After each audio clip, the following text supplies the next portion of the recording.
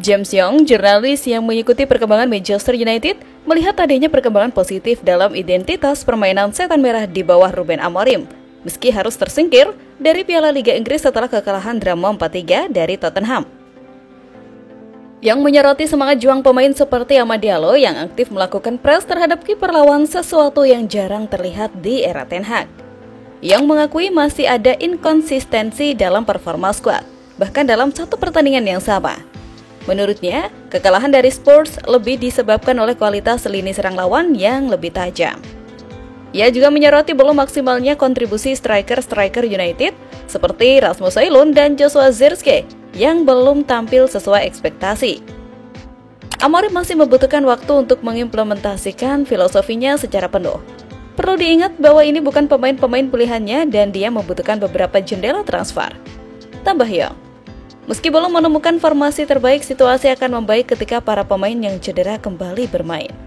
Ujarnya, yang menegaskan bahwa meski masih dalam proses, identitas permainan United di bawah Amorim sudah jauh lebih terlihat dibandingkan era Ten Hag.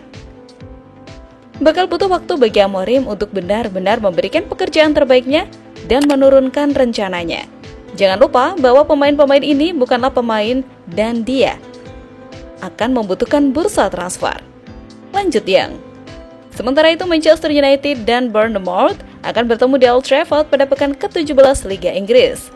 Pertandingan Liga Inggris antara Manchester United versus Bournemouth dijadwalkan kick-off Minggu 22 Desember pukul 9 malam waktu Indonesia Barat. Musim lalu, Bournemouth mempermalukan MU besutan Erik ten Hag dengan skor 3-0 di Old Trafford. Waktu itu, Bournemouth menang melalui gol-gol Dominic Phillips dan Marco Senesi. Kali ini MU tentu tak mau mengalami nasib serupa. Bisakah Amorim membawa melakukan penyelesaian? Kabarnya Manchester United akan menjual Marcus Rashford sudah santer terdengar sejak pekan lalu. Sang pemain dikabarkan sudah punya destinasi impian untuk memulai kehidupan baru jika benar-benar meninggalkan Old Trafford. Pemain berusia 27 tahun itu tidak masuk dalam skuad MU saat kemenangan atas Manchester City pada laga derby Minggu 15 Desember 2024. Setelah itu, Rashford membuat pernyataan mengejutkan dalam sebuah wawancara ketika mengunjungi sekolah lamanya. Ia mengaku siap menjalani langkah berikutnya dalam karirnya setelah menghabiskan 2 dekade bersama Setan Merah. Keputusan Rashford ini tak lepas dari penampilannya yang dianggap menurun sejak menandatangani kontrak baru senilai 6,66 miliar rupiah per pekan tahun lalu, yang menjadikannya pemain dengan gaji tertinggi di klub. Rashford merasa membutuhkan lingkungan baru untuk mengembalikan performa terbaiknya. Manajer baru MU Ruben Amorim telah menyatakan keinginan untuk mempertahankan Marcus Rashford di skuad. Namun, laporan dari Mail Sport menyebutkan Red Devils bersedia melepas Rashford dengan harga sekitar 820,7 miliar. Destinasi impian Rashford dilaporkan adalah Liga Spanyol. Menurut pakar transfer Fabrizio Romano, Rashford diyakini ingin pindah ke La Liga dengan Real Madrid atau Barcelona sebagai opsi favoritnya.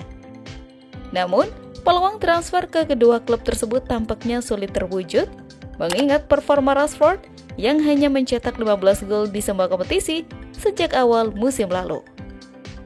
Atletico Madrid juga muncul sebagai kandidat potensial. Klub tersebut sebelumnya merekrut pemain Inggris lainnya, Connor, dari Chelsea pada musim panas. Selain itu, Rashford juga dikaitkan dengan beberapa klub Premier League, termasuk Arsenal. Pelatih Arsenal, Mikel Arteta, dilaporkan akan aktif di bursa transfer Januari 2025 dengan kebutuhan klub akan seorang pemain sayap kiri. Rashford dinilai cocok mengisi posisi tersebut, terutama karena Gabriel belum tampil maksimal dalam mencetak gol musim ini. Sementara itu, Amorim menolak mengomentari terlalu jauh terkait masa depan Rashford. Fokus saya adalah mempersiapkan semua pemain sebaik mungkin untuk setiap pertandingan. Kita lihat saja nanti setelah sesi latihan, ujarnya. Namun, Rashford dilaporkan tidak masuk dalam skuad untuk laga Carabao Cup melawan Tottenham Hotspur. Keputusan ini semakin memicu spekulasi bahwa masa depan Rashford di Old Trafford mendekati akhir. Bursa transfer Januari menjadi momen yang krusial untuk menentukan langkah berikutnya bagi bintang asal Inggris tersebut. Manchester United tengah memasuki era baru di bawah kepemimpinan Ruben Amorim. Ruben Amorim langsung menyelamatkan karir sejumlah pemain bapuk Manchester United. Sebut saja seperti Harry Maguire. Keadaan Harry Maguire tampak mulai membaik di era kepelatihan Ruben Amorim setelah pemecatan Erik ten Hag. Ruben Amorim masih menaruh kepercayaan kepada Harry Maguire untuk memberinya kesempatan tampil. Dikutip zona jakarta.com, dari laman resmi Manchester United, pemain berusia 31 tahun itu memberikan komentar mengenai Ruben Amorim. Harry Maguire menyebut permainan timnya saat ini lebih terstruktur. Selain itu, ia menilai pelatih asal Portugal itu memiliki taktik yang bagus dan akan memberikan dampak positif kepada tim.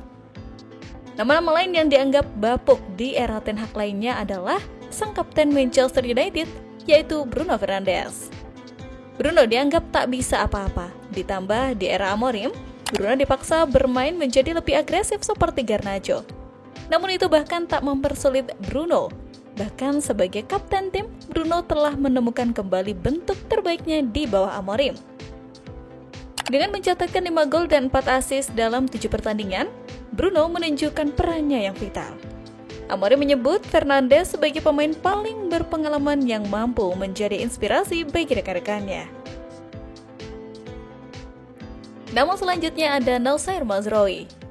Noussair Mazraoui langsung cocok dengan skema baru filosofi anti ribet Ruben Amorim, juga langsung nyetel dengan Noussair Mazraoui, ex pemain Bayern Munchen ini, langsung menjadi bintang kesayangan sang penyair, kepercayaan Amorim. Ia pun langsung dibayar lunas dengan performa konsisten oleh Mazraoui saat melawan Bodo atau Glimt. Sang pemain berhasil mencetak 1 assist cantik untuk Rasmus Højlund. Ia juga telah menjadi salah satu pemain yang paling konsisten di era Amorim. Dengan kemampuannya bermain di berbagai posisi, Mazraoui dianggap sebagai pemain kunci untuk masa depan. Amorim memuji atas kerja dan fleksibilitasnya yang sangat dibutuhkan oleh tim. Kemudian, nama lain yang tak kalah penting adalah Amad Diallo. Amad Diallo sebelumnya jarang mendapatkan kesempatan bermain, namun di bawah Amorim ia membuktikan potensinya. Dengan mencatatkan 3 assist dalam beberapa pertandingan terakhir, Diallo menunjukkan kualitasnya baik dalam menyerang maupun bertahan. Amorim menilai Diallo sebagai pemain yang bisa diandalkan di berbagai situasi. Amorim juga memuji fleksibilitas Diallo dengan mengatakan bahwa ia bisa beradaptasi dengan berbagai posisi sesuai kebutuhan tim. Hal ini mempertegas pentingnya peran Diallo dalam strategi Amorim yang dikenal dengan pendekatan sistem yang fleksibel.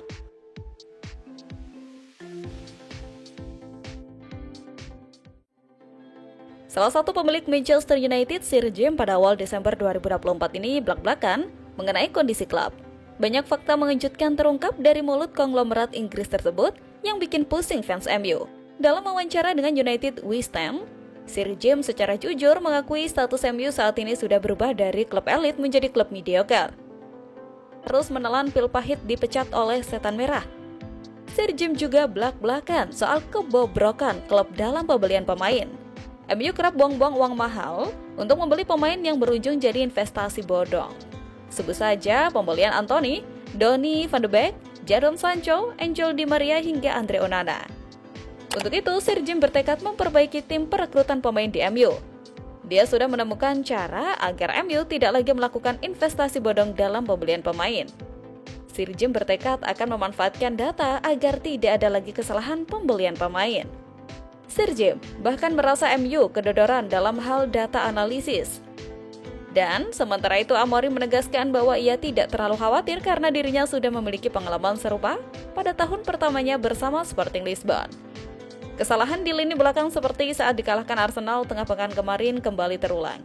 Bahkan di laga kontra Forest terlihat lebih kacau koordinasi antar lini sehingga Forest mudah saja menembusnya.